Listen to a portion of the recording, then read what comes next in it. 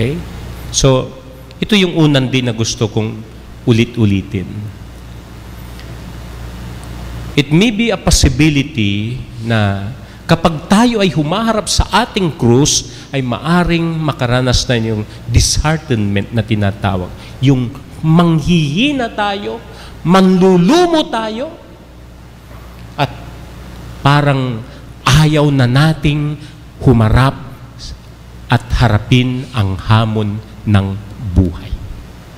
Yari ang bagay na ito sa isang tao kapag mabibigat ang krus na pinapasan natin sa buhay. And hopefully,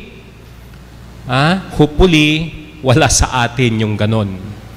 Kasi bilang Kristiyano, dapat napagtatagumpayan natin ito. At dapat hindi negatibo ang ibinubunga ng pagpapasan natin ng krus at pagharap natin sa krus. Dapat positibo sapagkat alam natin si Kristo ay nagtagumpay sa krus. Kanina ko pa pinag-iisipan yung aking personal.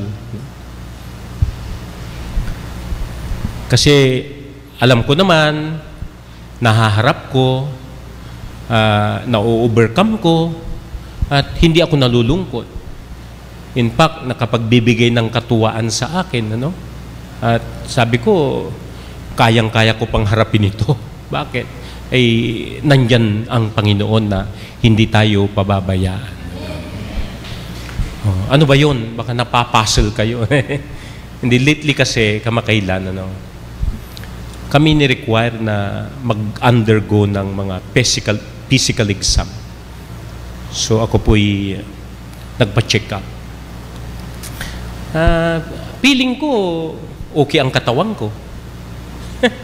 Kasi, I do exercise. Hindi naman ako abuso sa pagkain. Ingat na ingat nga ako sa pagkain ko. Hindi ako kumakain ng karne. Hindi ako uminom ng soft drinks. Hindi ako nagkakape. Ang dami kong ipinagbawal. I deprive myself of so many, many. Hindi ako kumakain.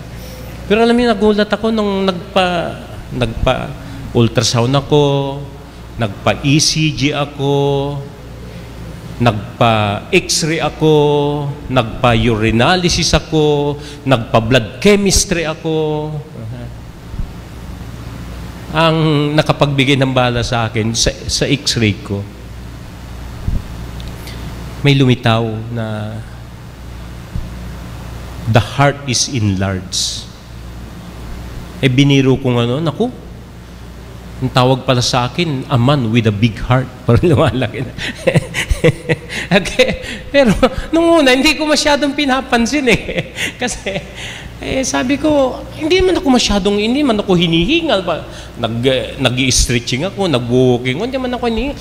Pag, naglalakad ako sa hagdan, 2 baitang panghakbang ko nga, nakakayanan ko.